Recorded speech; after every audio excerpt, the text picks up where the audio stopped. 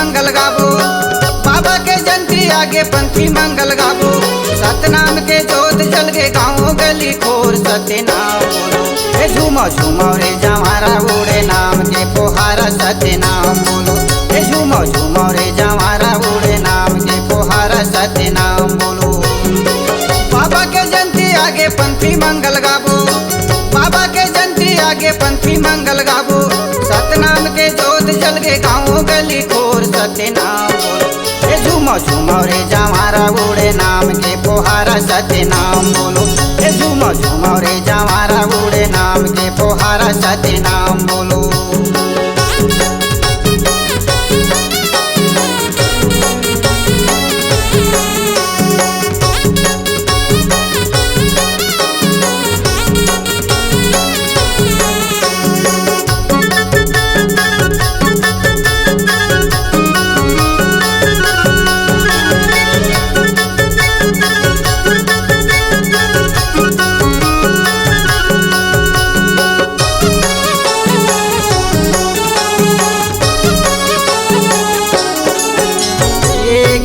ज्ञानी गुरु घासी है महान, भैया घासी है महान। सबके सरक बना लो चिन्हा जैते खाम, भैया चिन्हा जैते खाम।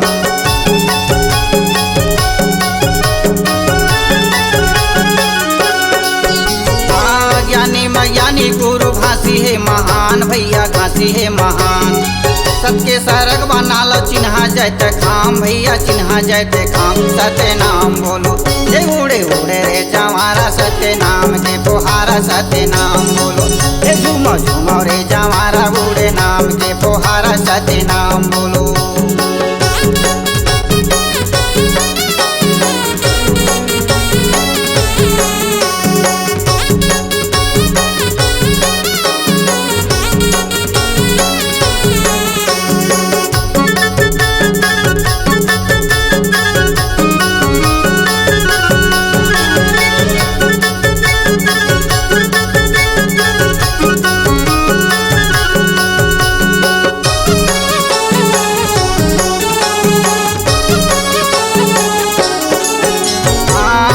बसालो धर लो बाबा जी के ध्यान, संतो बाबा जी के ध्यान। कई दिन के जिनगानी चोला माटी के समान, भैया माटी के समान।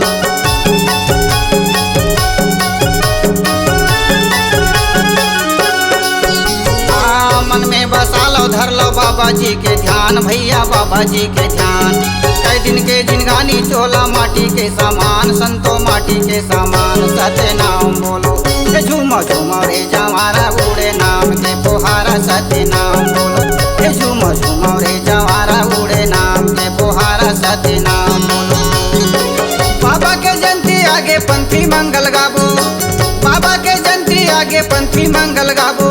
सतनाम के जोत जल के गाँव गली खोर सत्यनाम बोलो। हे झूमो झूमो रे जवारा उड़े नाम के पोहारा सत्यनाम बोलो।